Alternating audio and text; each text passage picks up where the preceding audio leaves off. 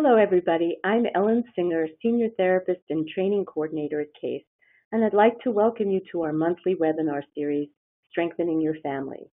We are pleased to have you join us for this month's presentation, Parenting Children with Behavioral and Emotional Challenges in Foster and Adoptive Families, presented by our CASE friend, psychotherapist, and trainer, John Zabrowski.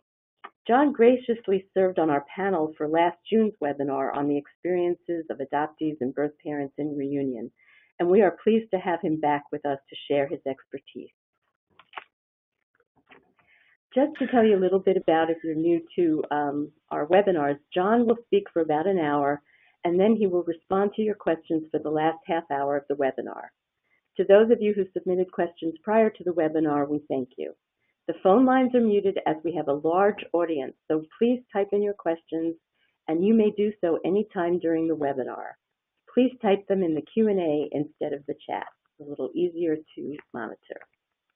From the handout section on the right side of your screen, you may download the PowerPoint handout for the presentation. You must do this during the webinar before the close of the webinar, so there will be another opportunity to receive them. If you are a child welfare or mental health professional, or you need a certificate for continuing education credit,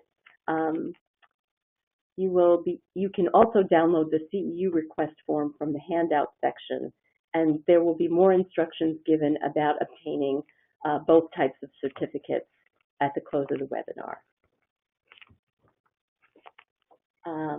And you will receive an email by tomorrow giving you extended access to the webinar until Saturday, March 9th.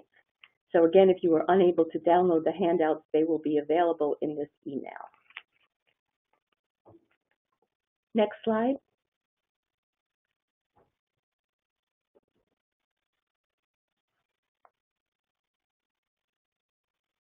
For those of you, again, who are participating in your first CASE webinar, we'd just like to tell you a little bit about how it is that we're able to offer 400 free registrations.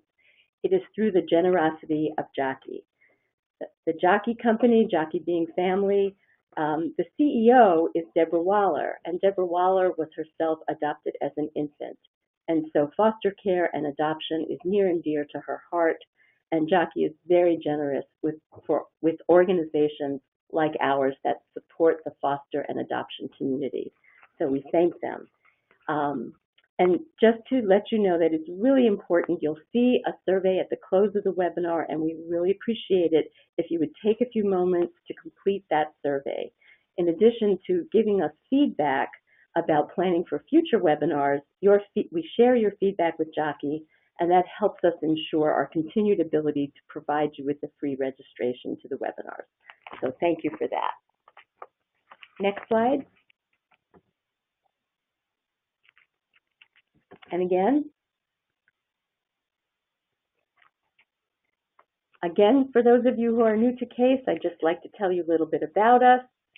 CASE is a national leader in adoption competence support with foster and adopted children and adults, their families, and the network of professionals who assist them. We are a mental health organization that specializes in serving the foster care and adoption community. And if you'd like to learn more about our services and publications, please visit our website. Thank you. And without further ado, I'm going to turn it over to you, John. Thank you, Ellen. I appreciate it. So I'm glad we have a nice big group today. I'm imagining you as this audience, despite the muted phones. I like to crack jokes. I didn't bring a laugh track, so we'll see how this goes today. I'm not used to not having the direct interaction, but we will have that opportunity at the end with questions. And that's often, I think, where the rubber really hits the road, where we can deepen some of the themes that I will talk about here and help us try to have a felt sense of the adoptee experience. I'm adopted myself, and I would say part of how I came to this field was going through my own journey. And I'd say in the very beginning, I was a more compliant adoptee. I was a military brat, which is sort of a funny name, but We moved all around, had a different school every year, and those loss issues, you can imagine, were compounded on top of the original relinquishment loss, which I believe in adoption is pretty profound. And that always resonated in me growing up, those losses, both the kind of local loss of when I would lose friends and how that would reverberate over a kind of foundational loss right at the beginning of life. And I was pretty good in school. I got good grades. I was fairly reflective. I'd say psychologically minded from an early age, as a lot of future therapists are. But even with all that, I really could not articulate the idea of foundational loss.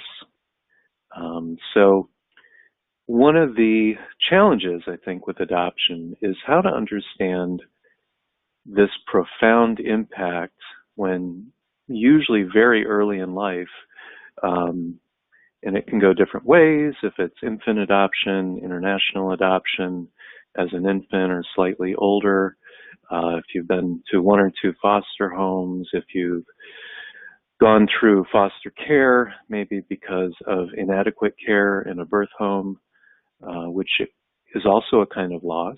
Neglect or abuse are losses too.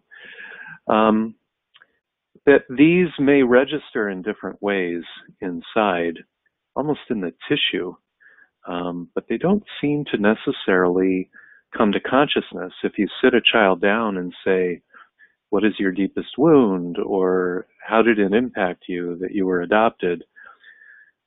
Some small portion of children may be able to talk about that, and I'm always astounded when they do. It's often the kinds of things I hear from adults when we do deep work and regress and go back to early childhood memories that they're perceiving right in the moment, perhaps, of therapy. But sometimes out of the mouth of babes will come the most astounding comments. But more often than not, in my experience, the astounding comments are quips or on the side or something that just came up seemingly anomalously and perhaps innocently, perhaps even missed in the flow of conversation. But the real registering of the initial relinquishment is often, I like to think, on a kind of tectonic plate level in the self, and yet unless there's an earthquake in the moment, kids often can't put two and two together.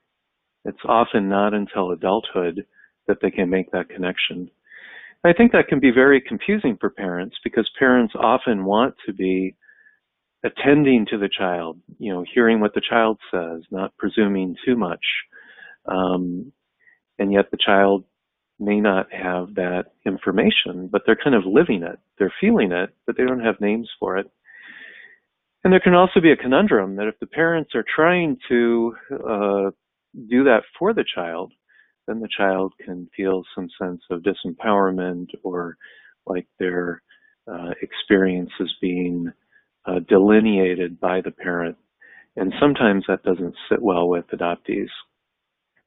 Adoptees often have a kind of paradoxical push me, pull you quality where there might be a very high dependency need because of this massive early wound, this deepest wound, which this slide shows here in a teddy bear, Band-Aids on the heart.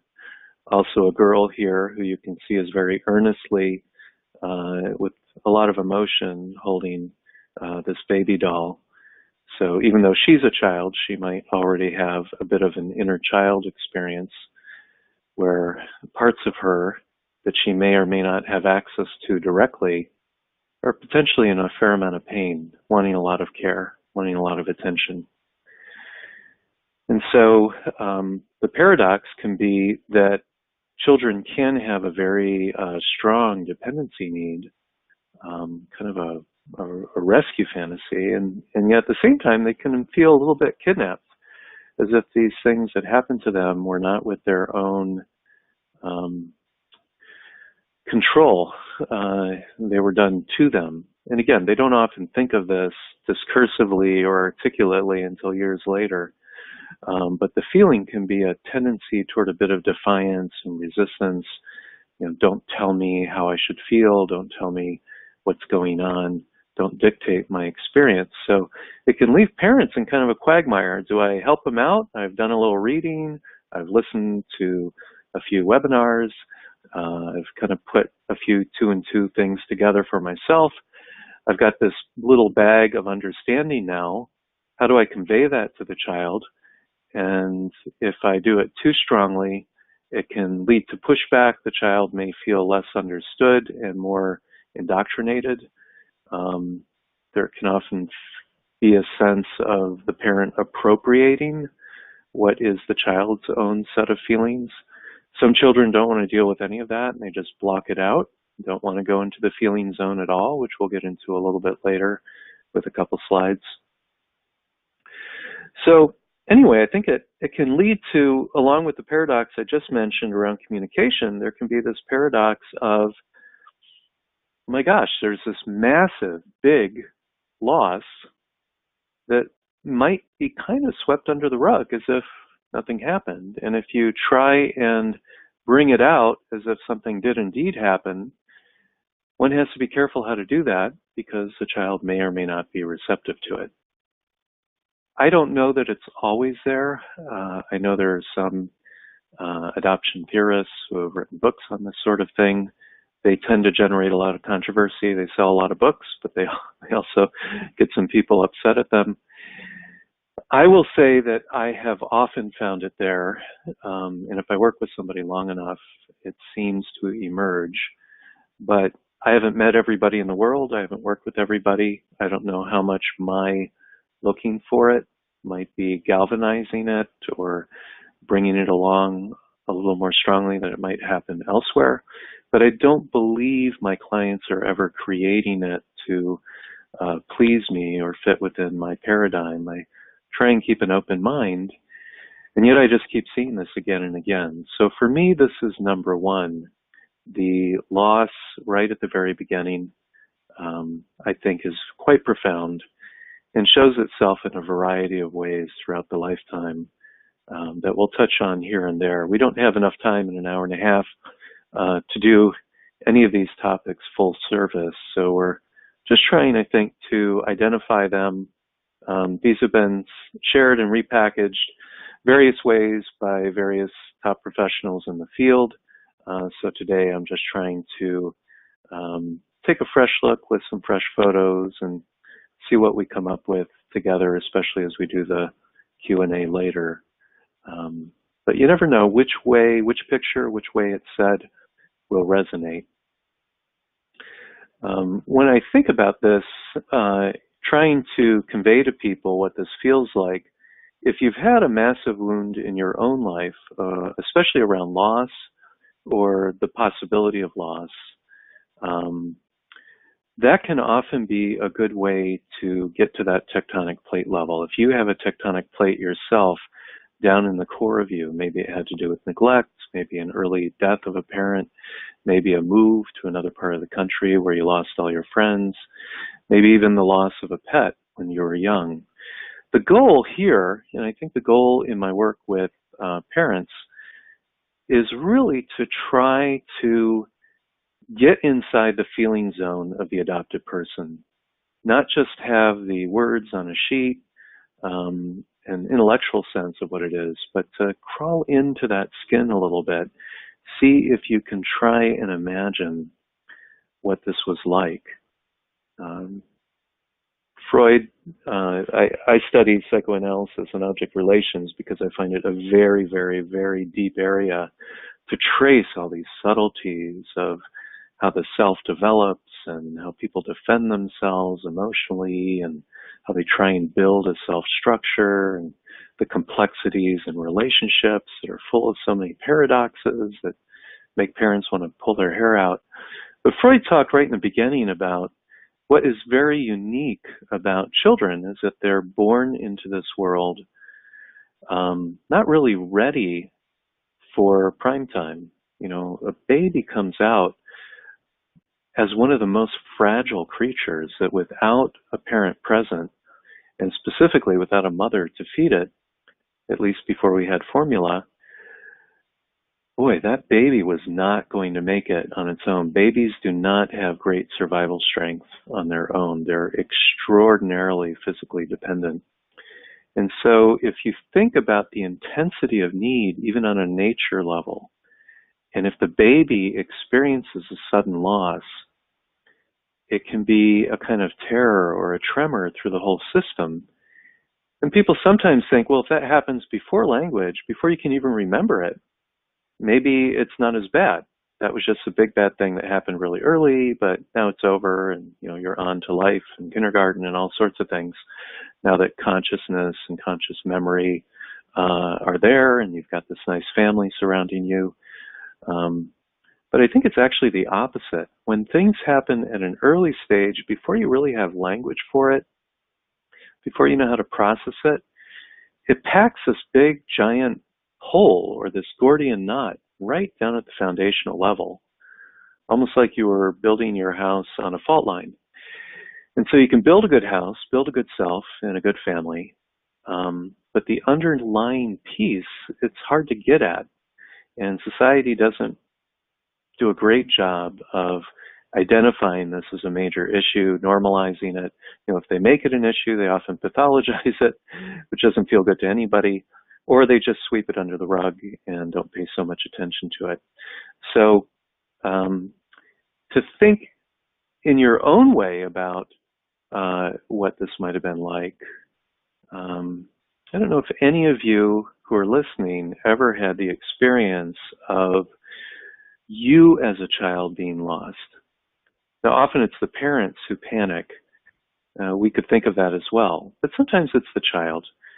Children often get lost because they saw some candy over at the far end of the store, or they saw something interesting. But every now and then, if one of those experiences occurs, a child might all of a sudden get it, oh, where's mom? Just like the parent is getting the feeling, oh my gosh, where's my child? And so whichever end of that you can feel, if you've experienced it or if you can just imagine it, imagine that that occurred and there's no resolution. The child or the parent is forever gone. Imagine how big that would be. So I think it's somewhere on that level. I won't say it's literally that, but on some massive level, in a way that the system can't really work through, process. It's like that. And then suddenly you're with this new family that could be very kind and loving, but you have this unresolved stuff that's sitting pretty big inside your heart that might make you really needful of comfort. It might make you suspicious about people. It might make you want to cozy up. It might make you want to hold people at arm's length. And so right from the beginning, when that occurs, I think we're often running into some complexity. All right, we took a lot of time with this first slide. Let's go to our next one. Now, if I had to think about several key features, the one I just named is probably number one for me, but also big is identity. Identity, if we think about identity, it comes from the Latin word idem, which means same. And probably that's what often happens in biological families. Not always. I mean, you have a gene pool. You can have children who, how did they get here? They don't seem anything like me or the other parent. Maybe it's a throwback to somebody else in the family, or maybe it's just anomalous. There's often a black sheep, even in biological families, or an outlier, or somebody who has a certain creative verb that maybe isn't typical in the family, or lacks a creative verb that everybody else in the family has. So adoption doesn't have a monopoly on the situation, but I would say that in most cases, in my experience, there's often some level of natural cohesion in biological families to some degree. And adoptees sometimes can fit into that. I've had cases where the biological child with really high ADHD was throwing dad for a loop, and dad thought, I don't know how to relate to this kid. He almost seems foreign to me. And then an adopted child came in, and somehow it just matched up and it clicked. And so in that case, the rapport, the sense of Edom or sameness was very strong for the father to the child, and perhaps temperamentally from the child to the father. Although you never know, sometimes in adoption it's really about adapting, almost chameleon-like, even intuitively, unconsciously, to what the parents want. So sometimes that can be a real fit. Sometimes that can be a made to fit, and that may push the parts that don't fit a little down into the basement of the child, where they erupt later. But all those disclaimers aside, if we think about what's often the case, I would say for many adoptees, something feels a bit different. And it could be the feeling tone related to the relinquishment that they're carrying forward from our last slide. But it could also be a sense that I'm sort of alike, sort of different. I sort of feel like I have to comply. Some part of me may resent that and may want to push back. If there are two kids, maybe one goes more toward compliance, almost like it's a niche, and the other goes a little bit more toward defiance, because that niche is open. Somehow everything has to balance out. So if we go back to this idea of Edom, sameness, there isn't perhaps solid-rooted sameness on a deep genetic level, temperament level. And so most differentiation and most sense of belonging goes from heavy-duty, almost merger belonging and identification with, to more and more stepping away, differentiating. These are all the psychological development processes that we see talked about. And yet here we kind of have the opposite. You start with a bit of a gap of sameness, and you're trying to go through development, which says, develop yourself, become a teenager, put your own twist on things, get a little more distance from the family tree of how to do it. But adoptees are also kind of swimming back like salmon, back to their, core of, I'm trying to get to sameness. I'm trying to achieve sameness. I'm trying to create some sameness. Wait a minute, I'm supposed to be doing differentiation. And then some of this is what about my biological sameness that I may or may not have contact with? And if I do have contact, well, then I've got another pipe of confusion, but also maybe resolution, because I'm having some contact where, okay, I'm getting a sense of what that sameness is, that part of me, but it doesn't fully apply because I'm not living with them. I'm not growing into that gene pool as it's expressed phylogenetically, as it's expressed in daily life, because I'm living in this other family culture that values different things and has different senses of humor and different noses and eyes and smells and ways of doing language, maybe even a different community, a different country, or a different part of the country. So there can be a lot of confusion around identity, and I think very often with adoptees, there can be this sense that their identity kind of floats, almost like they could be anything they want. Or they feel somewhat marked by their past, especially if they came from foster care and they know what some of that was. It's not unknown. Or there are pieces that are unknown, secrets wrapped within other pieces that they know. Or they find some of it out by going on Google Maps and seeing the house or bumping into people if they're still in the community. So it can be kind of fragmentary and confusing. We have here a thumbprint, face print. And I remember one boy I worked with from foster care who believed that he had a father of a certain name, and this was part of a cold case. The father died, and then there was some question about whether the father just didn't want to admit he was the father because he didn't want to pay child support, but we couldn't get a DNA analysis. This boy, there was another contender, but the DNA was inconclusive, and we couldn't open the case to get the DNA, and this kid just, so as a teenager, cut off from his mother, only having some contact with her, but not wanting to be adopted because he really wanted to keep some continuity of identity there with his birth mother. But as a boy, becoming a man, really wanting to have some sense of his father, and he was just wrecked by it. And we couldn't move the forces that be. I wrote letters to the court, and it was so painful for him, so painful for him. And it was just an unresolved question. And it's like that for so many people who can't get the information, who want the information. But I think even for those who decide not to pursue information, they may, in a more unexamined, more hidden way, still struggle with these same issues, but they're not pushing for that information. Now, of course, we have all the DNA that's happening currently, and so it's a lot easier to get some information. Perhaps even worldwide, it's starting to be that way. So it's a whole new world now that's opening up so much around this. But then you have the question of how to relate. If you find these people, how do you make them a part of your life? What feels okay? Then we run into those same push me, pull you questions.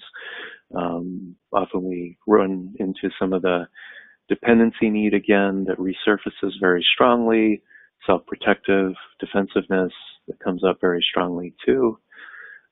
So this is a very loaded area that often plays out along a whole life arc, often throughout one's entire lifetime. And for some people, it's only when they have children that they have people who are biologically related to them. And so that can bring up both the abandonment issues that we talked about before, along with identity issues, as kind of a double whammy, make that a very, very, very powerful situation. And I'd say for some people, there's a longing to have that. So in the teen years, often there's an intense desire for romantic and sexual connection that kind of recalls some of the closeness that one can have in the womb. But part of it also may be this wish to have somebody who loves you, somebody who loves you unconditionally, who looks like you, and can be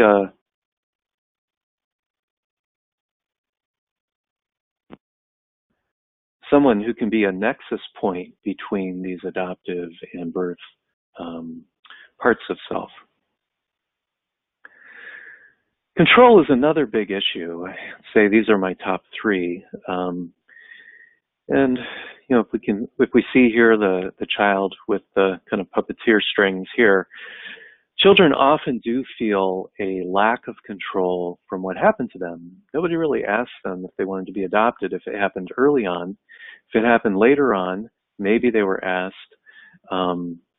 They might not have known what they were really getting into. They might not have felt that they had a big choice. Maybe they wanted a different family than the one that was selected for them. Maybe they wanted things to work a certain way, and it didn't. Maybe they didn't have access to all the information. I continually run into issues with, agency or county work sometimes that I do where there may be questions about how transparent to be with the child.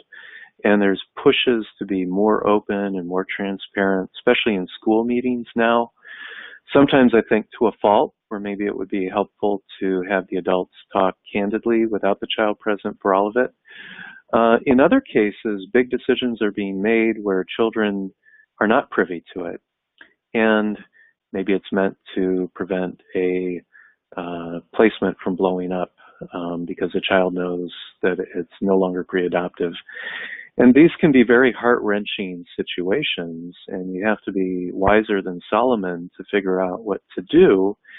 And yet there can be a simple truth about children who often have big issues around lying and stealing that can relate to the things I'm talking about right now, where if they felt like things were done in a secretive way, or they can't get back to their information later, society wasn't a fair player in how they did all this, even if it was meant to be for the child feels a little bit gamed, thrown around, here's how it works, and you have to suffer the consequences, good or bad. Sometimes foster care is great. There are wonderful, wonderful, wonderful foster parents who are wise, capable, loving, big-hearted, seasoned people who just have a knack for the most amazing kind of human engagement under stress. And then there are other foster homes where people really shouldn't have been foster parents and they do damage to the kids. That can happen in adoptive homes too, where, by and large, most foster homes, most adoptive homes do well, but occasionally they don't.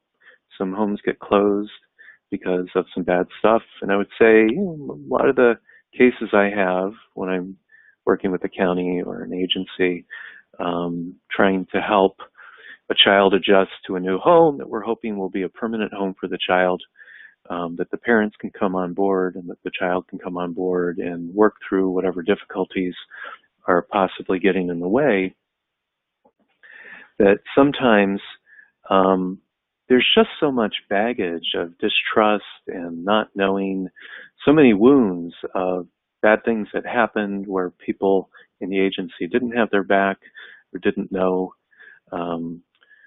or maybe the foster home was nice, but the agency or the county wasn't sharing adequate information. So it's really tricky to figure out how to help kids feel empowered. Sometimes the information feels too much for them to manage, but so much of their life seems to happen without their direct knowledge or consent. And so, it contributes to this feeling of not having adequate control. And so this can make them kind of control hounds later. So with a lot of the families I work with, the intensity of focus on power and control issues is number one. We have to talk about the two issues that I just talked about before, identity and abandonment, which I believe underlie many of these control issues. But often people are struggling with the control issues. And I alluded to before that many children have this challenge of lying, sometimes stealing. I think that relates to not having always been told the truth or the whole truth or having had things kept secret. That's not the whole story, but I think it's a part of it. Part of it is an attempt maybe to control their narrative and fabricate. Part of it is that they feel a little floaty and maybe still feel stuck in the early childhood realm of magical thinking. And so, maybe both feet aren't firmly grounded in reality. Yes, if you press the child, they know they're lying. But on a deeper level, some people who make things up sometimes half believe it or are trying to believe it. On some level, they know it's not true, but they might live in kind of a dual dimension. And that doesn't make them psychotic. It doesn't mean they have hallucinations, but it might be some of the way that they dissociate and try and contend with a variety of experiences that are hard for them to manage and process. And so it comes out in some behaviors. Developmental diffusion is where you have children where you're trying to peg their age. So if you've got an 8-year-old, they might feel like they're infant-like at times. They might feel like they're 2 or 3. Often there is a part of the age that sticks around developmental age when there's big development happening. I'd say the big ones are probably around 2 to 3. There's another big one around 13. Doesn't seem to calm down until around 15. And then, often there's kind of a lingering one in early adulthood where somebody's trying to kind of pull themselves by the pants, kicking and screaming into full adulthood. That can last anywhere through the 20s. But all interspersed, a lot of times adoptees seem to linger 2 or 3 years behind their peers. But in other ways, they faced a lot of things that pushed them ahead of their peers because they had stress. They had to step up and face that stress. They might be precocious. They might want to leapfrog to adulthood because that gives them that control piece we just talked about. And maybe they lived in a street smart way or thought they were street smart or demand that they be street smart. I've got one kid I work with who is, oh my gosh, he generates so much bravado, and it's his identity, having grown up in a home that was in a rough area, a lot of men coming into the house who were pretty intense, not treating mom very well, sort of relating to the aggressor to be powerful, but wanting to protect mom. And so this created very early on a kind of original strategy to puff up and look powerful, just like some animals puff up and look bigger than they are, like moths that have these giant eye designs on their wings to scare predators away. And so years later, it's so hard to change that patterning. So there's ways that kids sort of vault forward like they're shot out of a cannon, but can't really truly cut that precocious profile that they're trying to present to others. And then there are these underlying parts that are less developed, underdeveloped, and they're not one age. They're kind of all of this at the same time. So many parents are thinking, by this age, this child shouldn't be watching these little kid cartoons, or he's 8 going on 18. I'm not going to give him that kind of power. And so we have to think of strategies that help the parent adjust to where the child is, help the child adjust to a more normalized trajectory of development, but we can't force the kid like a square peg into a round hole and just make them what we think they should be chronologically, developmentally. We have to really work with where they're at and keep kind of feeding or attending to all those parts at the same time to help them continue to move and grow up and hopefully integrate more and more. But I don't know if the integration is ever complete. It's a bit of a myth, I think, about integration. It might be more that we always are a collection of Russian dolls, but they play together better. Maybe a few of these have subsumed other dolls within them, so we have fewer numbers of them. But integration might really be more about a plurality of, a couple sort of magnetic points that the age constellates around. And even at 30 or 40, you might see some of that sticking around. Maybe the inner child used to be 30% of self. Well, maybe at 40, it's 15% of self. And maybe it's not going to get better than that. Maybe that's okay. There's a way to work with that. Maybe through acceptance more than a pressure demand that parents often feel like, I've got to get this kid all the way there by the time the whistle blows. Well, the whistle doesn't blow at 18 anymore. It's probably 28 or 30, probably for the general population. So I would say we just want to see movement, but not to stress or pressure oneself, because then that will trickle down to the kid, and that usually makes everything tighter and worse and pushes some things underground or creates more defiance. Better to just accept where the kid's at and not say to oneself, that's not acceptable, but to say, that is acceptable. It's just where it's at. It's okay. Well, that's not normal. Well, it's not normal for the normal population, normed by people who are not adopted. Adoption is only a small portion of the population. But if we think about the adoption population, it's probably pretty normal for that. So maybe if we look at it that way, we can breathe easy and relax a little more and not get too worked up about it. The slide on the right is from the movie Big. If you remember, that's a movie with Tom Hanks where a little kid was suddenly, going to a fortune teller wanting to be bigger because so much things would be better. So much would be better then, and became a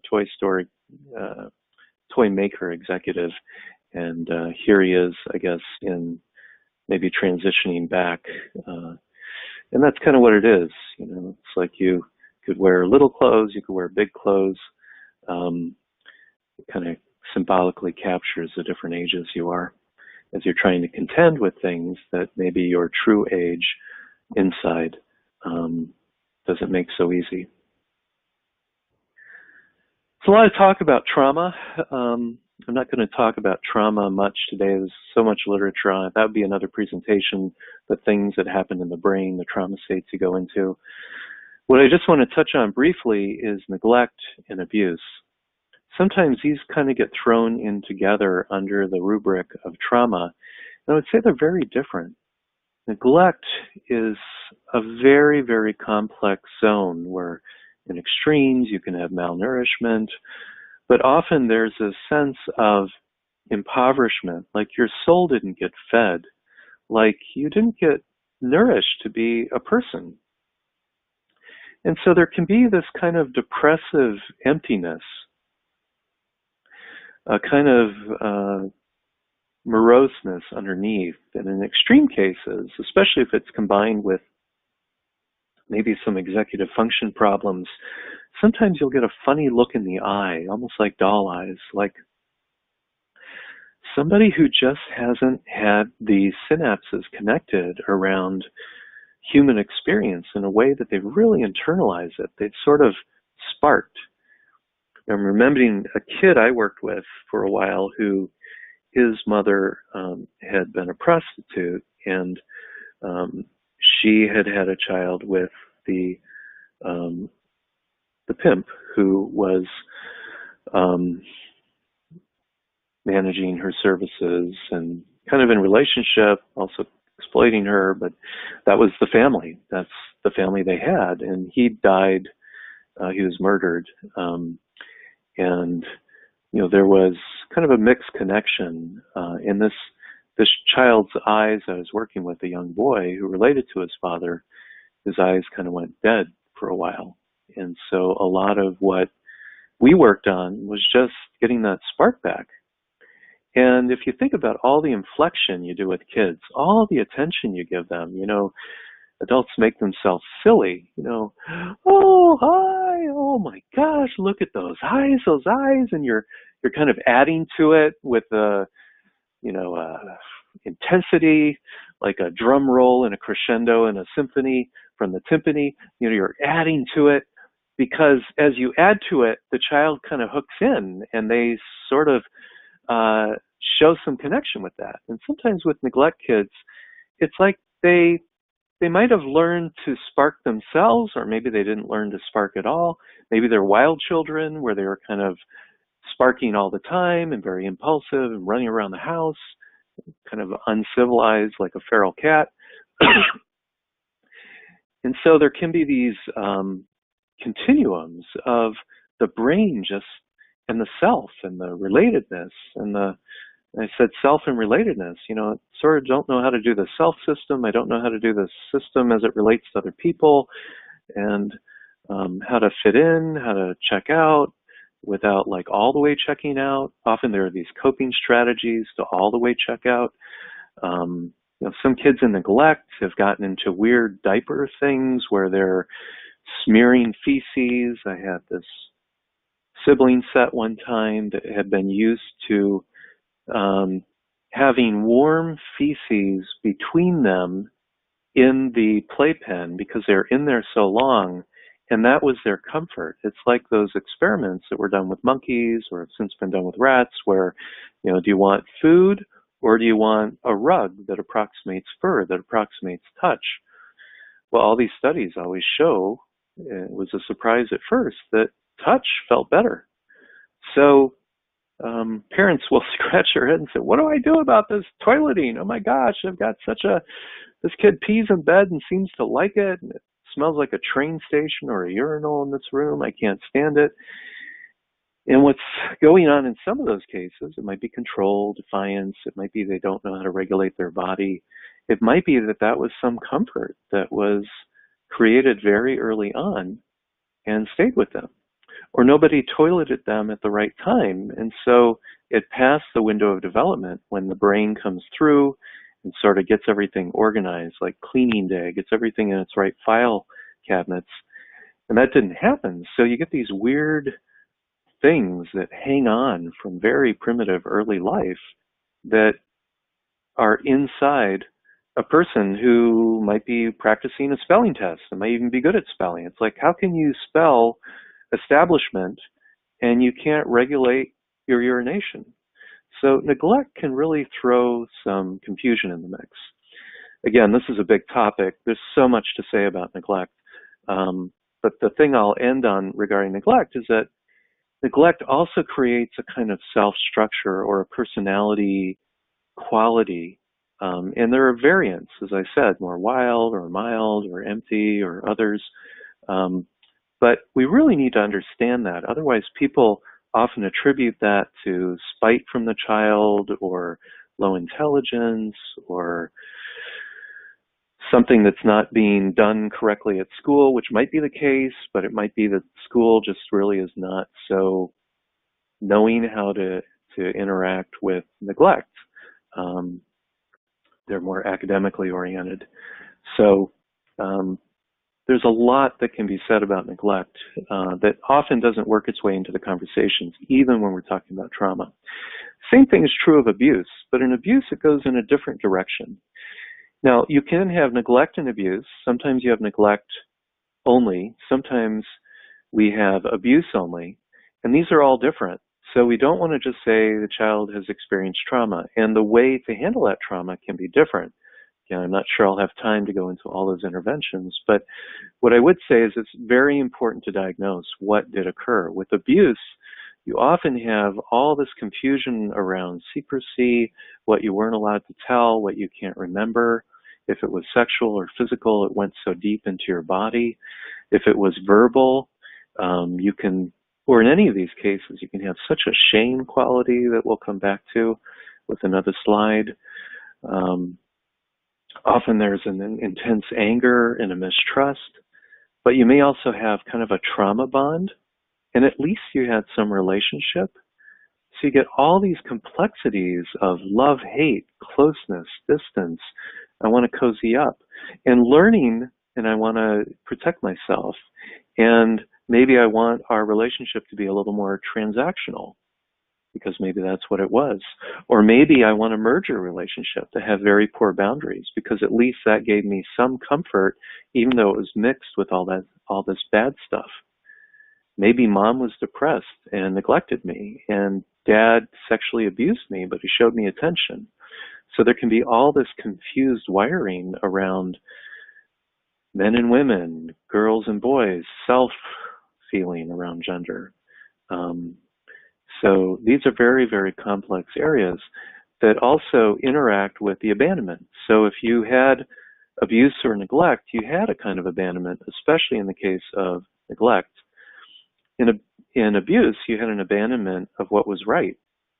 And so part of you felt unprotected, unsafe, abandoned. Another part of you might feel connected to, even in a very bad way. Then when these families were no longer able to be directly in your life through surrender, or maybe they continued on in a therapeutically supported, long-term visitation that was carefully choreographed, there can be ways to work through some of that messy mix. But if not, even if you had some sense of loss at the time, you may also have loss when you lose these people for good, even if they weren't taking great care of you. It was intense bad care, or it was kind of passive no care. Some kids really seem to put it behind them. They don't have an engagement, a desire to engage. That may not be entirely defensive. Maybe it makes sense. In some neglect cases, there just wasn't enough to grab onto, and it was so early.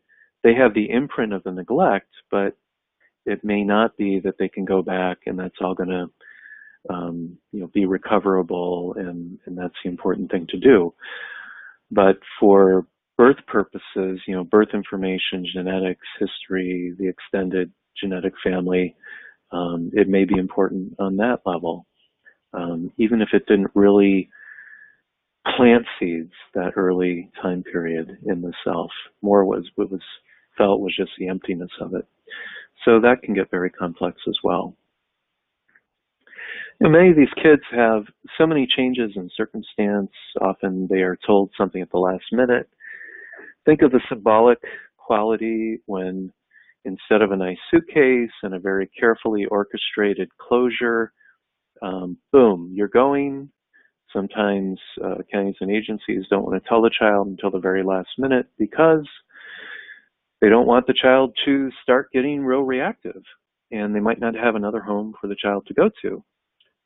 But if the child is told last minute, they start to get a predictable sense whenever they go to a home that another shoe could drop pretty soon. It may never be that far away. It can have a startle quality or an intrusive quality where there isn't a sense that life is predictable and plannable. Life is chaotic and it's just going to go where it goes. It can be a little bit like a merry-go-round that's blurred. It's going so fast, it gets so dizzy, a roulette wheel, where you kind of lose track of all the homes and all the impacts and were any of these homes still connected to? There isn't much done with that. And so there can be a sense of fragmentation. And as you move into an adoptive home, there can be, again, a quick way to think about all this is that it's like you don't have the middle road. You don't have the middle of the bell curve. You don't have the simple, grounded, straightforward way of approaching things. You often have extremes on either end. So in this merry-go-round flux, you have this fear that it's not going to become anything again.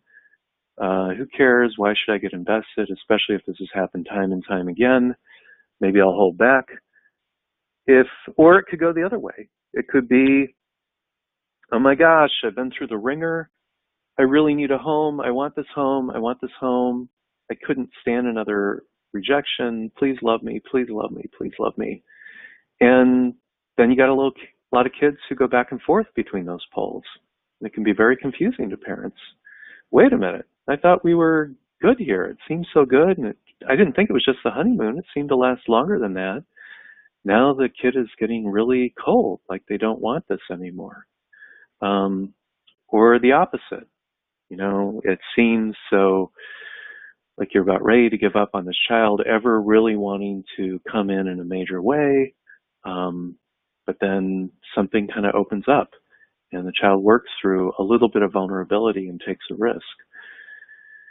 Some of the things that happen too is people are making pre-placement or pre-adoptive placement decisions, whether it's going to go all the way to adoption. So many times people are waiting for the child to come on board as if this is some kind of 50-50 arrangement. Well, I'm in, but I don't think the child's really in. Now, if the child's an older age, they need some of that buy-in probably. But just think about all the things we're talking about in these slides. It's a pretty rough go. And so if these things are so grinding, so confusing, so fragmenting, so making you to the left and right of center, kids often don't have the wherewithal to line themselves up and give a good answer and sort through their feelings well. So it can be too much to expect of kids, I think, to be really coherent with that. And that doesn't mean it couldn't be a really good home for them, but it might be more that they're just testing the home. They've spun around too much. Their head is spinning, and they can't really offer a thoughtful, coherent response to the question if this is the right place for you. And so sometimes it's more about the parents going the extra mile, they doing 90% rather than 50%. Don't meet in the middle, because the child doesn't live in the middle. They live on the extreme ends. Provide safety for the child and then see if the child can respond to that. And they may take a while because they've been tested, and so they may need to test those who say they're going to love them. We've talked about kids often not knowing what they're feeling. Excuse me, John. Yeah. John, it's Ellen. I just wanted to tell you that it's closing in on 2. So if you could take another 5-10 minutes, and we'll open it up to the questions. Yeah. So it Okay. appears that I deepened into our earlier slides pretty fully. So I'm just going to touch base on these other ones, and we can make them a little more vivid in Q&A. But I won't take as much time as I might like to if I had a 3-hour webinar. But I'll just say hit these more as bullets to think about in our Q&A section, and that kids often are not able to articulate their feelings. They may not have a grasp of their feeling states. They may close up, especially if they're pressured. Sometimes they express what they're feeling through fighting, escalation, behavior, because they don't know other ways to do it. It's like it builds up, it has to come out somehow like a steam valve, and they don't know a way to do it more articulately, and we can't always expect of them that they will have that capacity. For many kids, and maybe for the parents too, it's as if the feeling zone can be this taboo zone. I mean, our daughter would often say, who's adopted from Korea, would often say, "Don't talk about feelings." And she meant it. She did not want to go there. She had one feeling, and that was rage. That was the one she could tolerate. It's as if you punctured the world of feelings, you would end up in shark-infested waters, within an inch of your life. And so the feeling zone can be very, very, very loaded for these children, partly because it's not processed. It's just sitting down there as this massive sea of mess that they just kind of want to steer clear of and don't make me go there. Often kids don't have a sense of what their standard for pain is. They've been through a lot of pain. They don't know what's reasonable, what isn't. They don't know what to compare it to. And society doesn't really help. It doesn't help them, inform them about their experience. It still has a bit of this Pollyanna, life is good, just, look good at things, look positively. Pollyanna was actually a movie about an adoptee who could always, an orphan who, despite all she'd been through, is going to be so positive about everything. And so kids finding ways to access their pain and vulnerability, talk about it, even register it, is difficult. And so often when we go there, it's loaded and wrapped in shame, particularly if there was abuse and neglect. But even for many adoptees, the very feeling of relinquishment in that early state was kind of like being thrown away.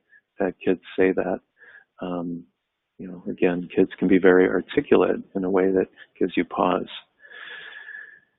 And so what can often happen is children, full of all this rough stuff, all this confusing mess of things and experience that they can't always recall, they tend to internalize a lot of what they should be, maybe in the various homes, maybe the abuse. They felt like they should have. They did deserve that. That's some of the message they got, maybe, some of the message they give themselves just so they have control over their experience.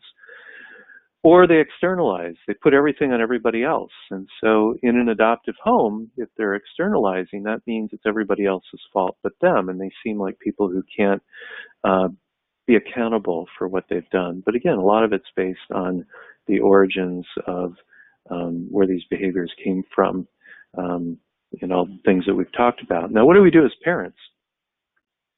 And parents, you really want to plan. You want to be able to navigate this. I think the number one way is to really understand where the child's coming from. You want to learn to be calm, try and get to some sense of low reactivity. That doesn't mean don't care. It just means if you were working with a biological child who had been through this, that, and the other thing, but not all the heavy-duty stuff that we've talked about in adoption, just kind of normal fare in life, which if it's not too extreme, you would hopefully roll with it. But with these kids, there's a lot of big stuff, and a lot of what gets parents going is that they don't understand it. They don't understand why, and they don't understand what to do about it. So if you can just breathe and try and get your equilibrium, get the help you need from people like me or people at CASE, try and move your state into a state of equilibrium. If you're not in that state, you're not going to be learning, and you're going to be telegraphing bad messages to the child that if they were neglected or abused, probably repeat some of that pattern. It's not helpful for anybody. Easier said than done, I know, but that's often number one, is learn how to become less reactive. Learn to look at the big picture. I've got a picture here of a whale. And sometimes people think they're on an island, but they're actually on a whale. If you go way big, you might be able to get real good perspective that you're losing in the moment because the moment seems so tragic, so frenetic, so undigestible. And try and think about the long run. Don't hit this with so much stress energy that you can't make it through 20 years of this. Try and pace yourself, which goes back to trying to be a little more relaxed, have a little more equanimity, letting go of things. So while you want to be attached, you want to be very loving, very caring. These kids, their beat up little hearts need to be filled with extra love liquid. They need a giant supply. But at the same time, you have to be able to kind of let the wind blow through the leaves and the blades of grass and not hold on to anything too tightly. You have to take a kind of breezy approach to this, or you're not going to make it through that long run.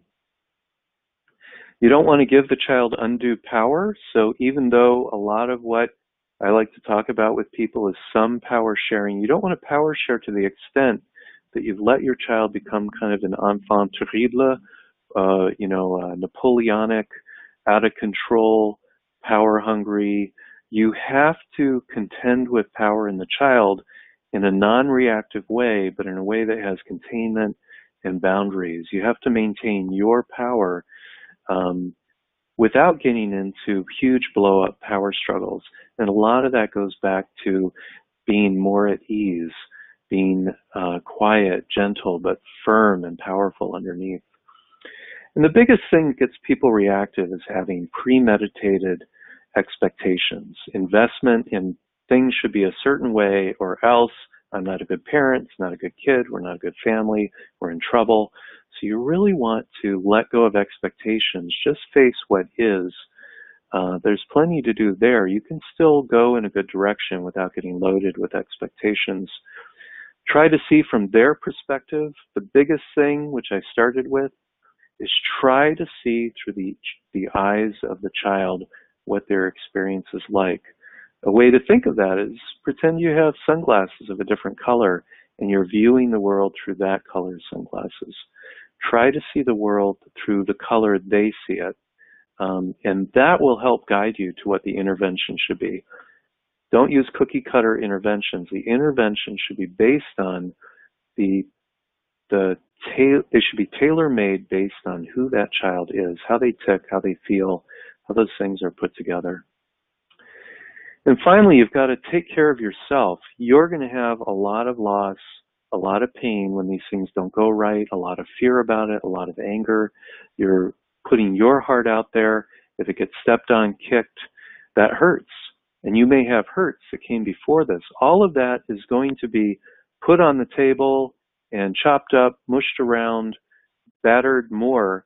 It's very painful. So parents really need to do major work about healing their own heart wounds, the fresh ones and the old ones, because that just comes with this territory. And if they don't do this, it's not about getting the child all fixed.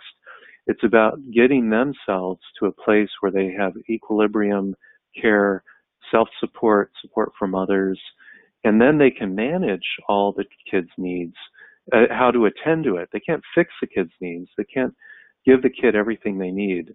They have to accept that the child will still be wounded and still play out stuff, but they can be in the right place to manage that over the long haul. And that's what I think is really critical. Okay, so we made it through. Some of those we hit a little bit hard and fast, but now we want to open it up to questions. So I appreciate your staying with me through the lecture portion. And now let's go to questions. Thank you so much, So Ellen, John. I'm ready when you are. Yep. Can you hear me, John? I can, yes. Okay, good, good. Thank you so much. Yes, we do have questions here.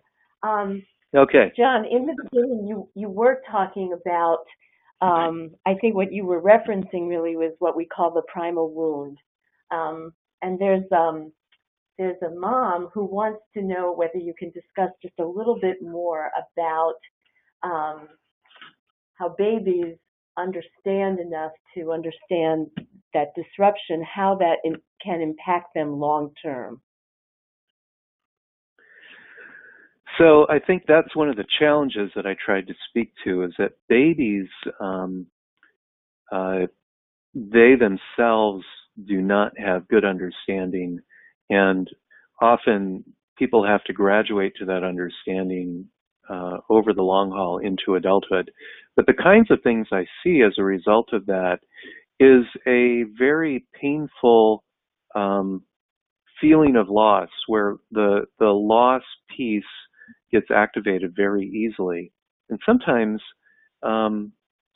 people don't want to take risks in close relationship because they're so hungry for that merger intimacy, but so afraid that they would be totally devastated to lose that again.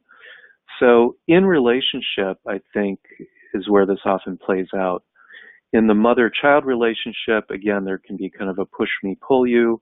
There can be a desperate need for the parent, it could be father or mother, but often it's more about the mother, I think, because of the in utero experience, and that there can be this back and forth in and out with the mother where it can be painful to both. Like, are you in? Are we in something or are we not? Sometimes it takes years for the child to be able to really risk that close connection. Then they kind of regress and go into some merger feelings. Sometimes it's channeled through a romantic relationship where it seems to have a level of intensity that's too big maybe for a teen. It's almost as if they're trying to go back into the womb through that sexual experience, trying to fill that bucket of need, of emptiness through a merger kind of fulfillment. And sometimes throughout adulthood, adoptees may struggle with bringing an outsized, too large portion of inner child need from that early abandonment into their relationships. Or they may choose relationships where they feel like they're not as invested because they don't want to risk that kind of vulnerability. So they may make poor choices around relational partners for that reason. Some will decide they don't really want to have a relationship, or they tried one and that was enough and, just feels more comfortable alone. So I would say that's probably the biggest place that a lot of that is seen. And it can relate also to feeling zones where one gets very worked up about primal feeling states that get activated. One may kind of nurse that wound and go to those states often, or one may push those states away almost in a phobic way, like, I can't deal with that. And I don't want to do anything that brings up these primal states that they rock me to my core. They're not easy to shake once they get a hold of me, and I might even feel like a baby again, or I can't function. So in some cases, it would come through that strongly, but not always. So I hope that answers the question. Maybe we're ready for another one, Ellen. Sure, John. There's a number of questions here related to challenging behavior. Okay. Behavior like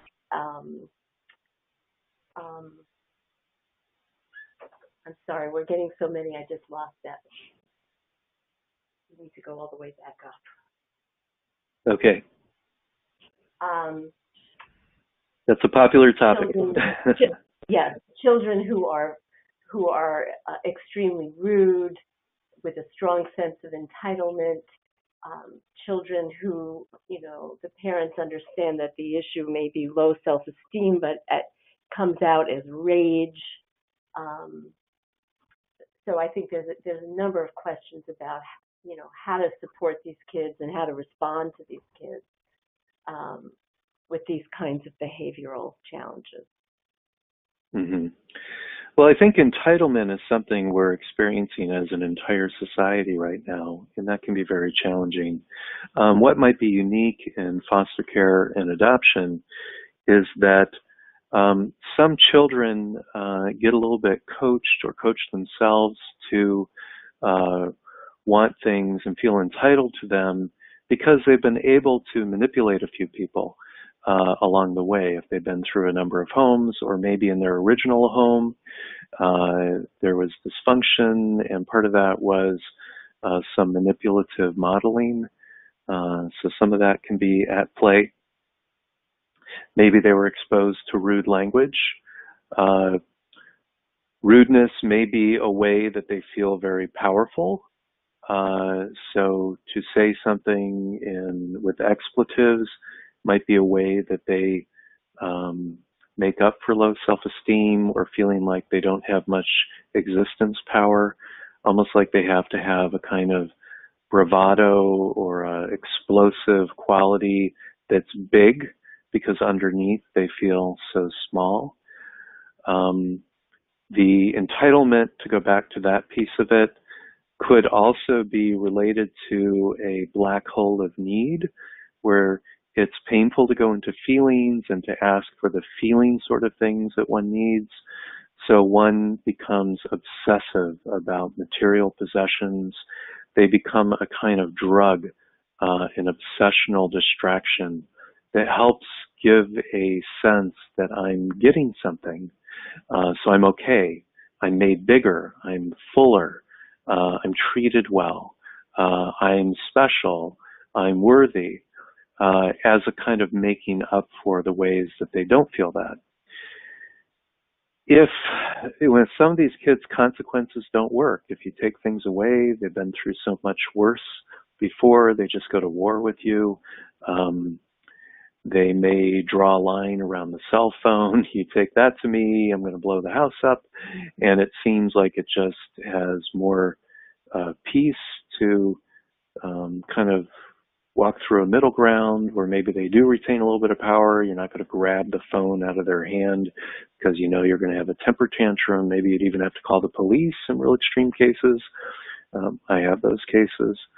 So what I would say is, if you can understand where the child's coming from and what's guiding this, and not get so angry about this stuff happening in the first place. But by saying that, I'm not meaning just be permissive or let it ride. But I think trying not to get all so enraged at the child for things that just seem way beyond the pale. And I often hear from parents, I was raised in a more old school way. A lot of us were. I would never be able to get away from that with my parents. But what I would say is a new school approach where we're thoughtful about where the child's coming from. If there are ways we can help them understand both their side and another way of looking at things, and if they can hold two sides, they might be a little more amenable to accepting a consequence or a limit. And then I would say it's important to have limits that provide some sense of power sharing, a little bit like how the world does it, where you have to earn privilege. Or I like the matching grant idea, where you can grow into these entitlements, so to speak, but they're not entitlements in that they're not automatic and you're not enabling those. You're providing them with some earning, but only if the kid's really able to do that. Some kids have so many executive function problems. They just can't logically work through that. And so they just always feel it's unfair. Kids with fetal alcohol, for example, often have real struggles with conscience and logic and fairness, and they think everything is unjust. So they may not be able to rationalize that as well as some other kids.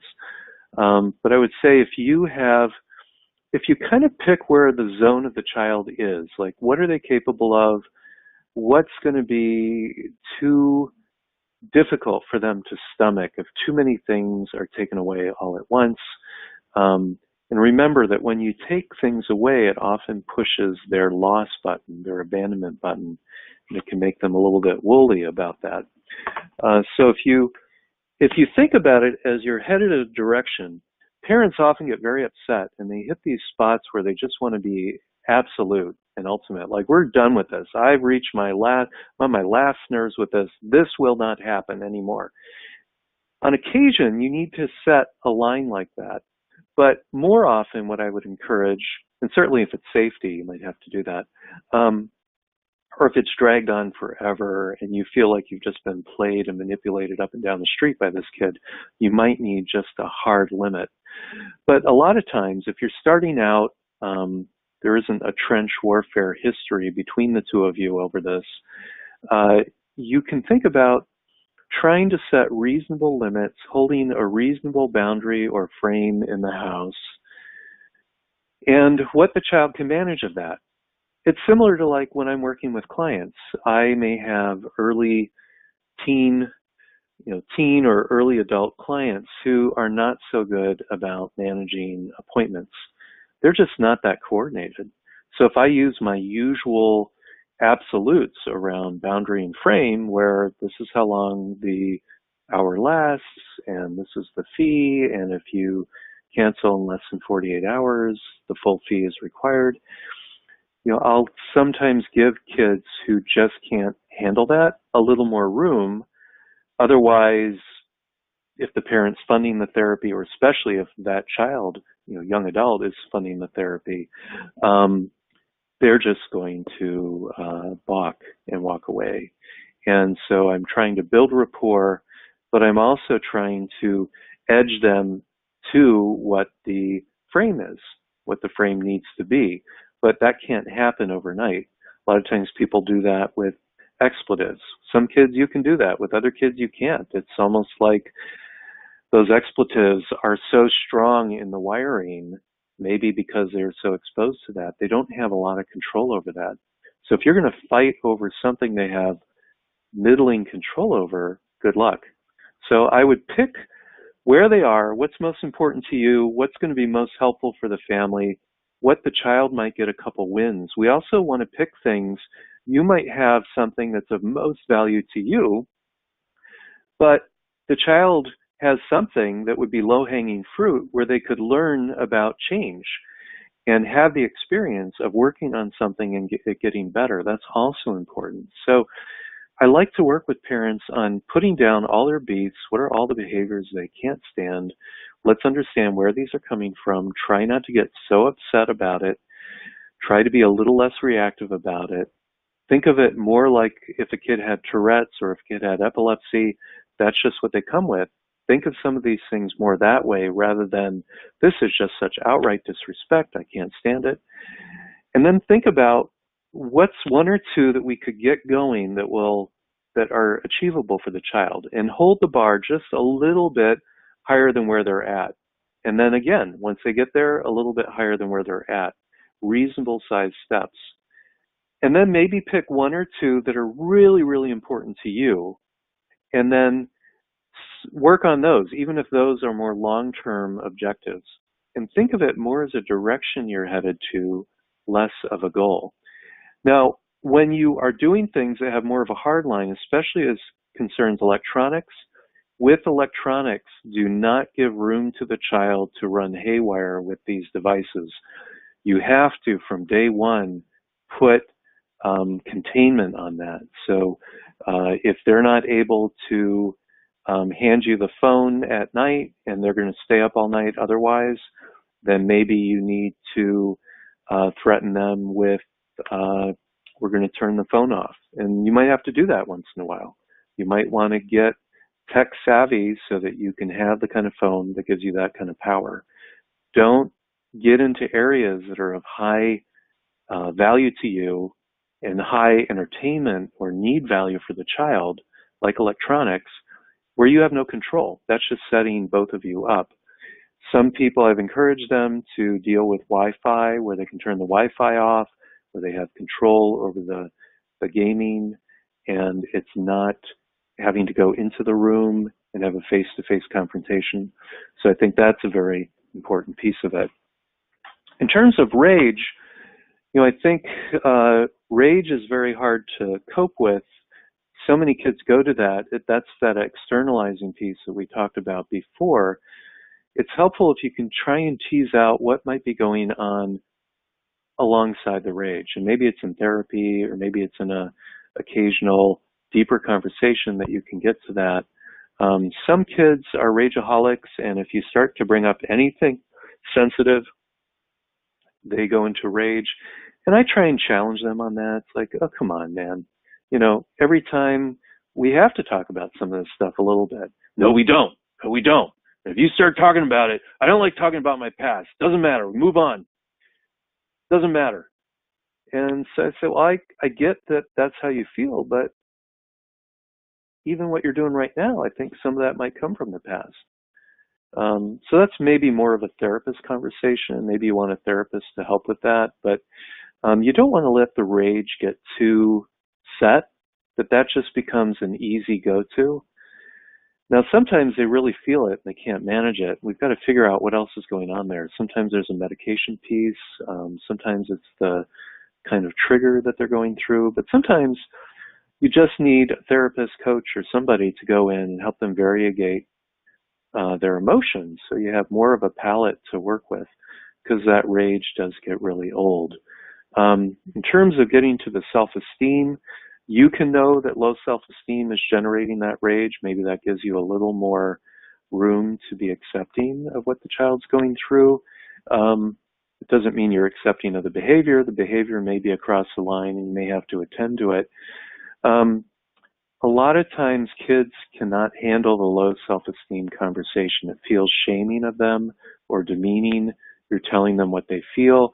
You're exposing how bad they feel about themselves, unless they've said it themselves, unless they can go there. And then I would more want to draw that out, but maybe not in a moment of consequence. Then they can feel like you're taking stuff that's been shared or vulnerable stuff and using it against them, maybe when you're mad at them or when it's consequence time. So it's delicate how you pace these kinds of conversations. But to work with low self-esteem, sometimes I would do that separately. Although I do remember a child I worked with who, when he was exploding, that's when he also showed a window of vulnerability that wasn't usually there. So if you sense that the child has an openness and you're not intruding there, then that might be a time to get under the rage and make a link to what's, going on between those two parts of self. And that might be something that you can bring back later, but please don't bring it back in the heat of the moment as like what's what with the child now. Then they'll regret that they ever shared that vulnerability with you and feel like it's being used against them. Okay, well, let's keep going, Ellen. Sure. John, there's a number of questions that have to do with attachment, parents' attachment styles, and fostering a sense of belonging with their children, and which also impacts the child's identity. And questions about what to do when children are pushing away because they're having difficulty with the intensity around attachment. Sometimes it is attachment. Sometimes it's more executive function. So the first thing I would think about is, attachment for a long time wasn't so talked about. And then it was a big thing. Then trauma was a big thing. And attachment kind of fell as a subset of that. And then executive function, I think, is the next big thing. And that hasn't really had its day yet. But sometimes kids just don't process well. So it's not always defensive, and sometimes what's read as defensive is just like does not compute. So I would rule that out as one thing right from the get-go.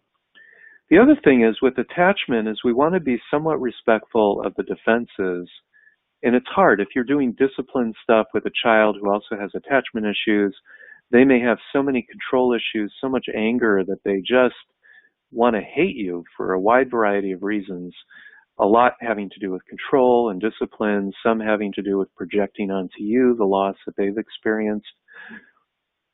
So what I'd like to do is encourage people to have a safe zone where the behavioral junk, whether it's the child remembering it or you remembering it, is off to the side.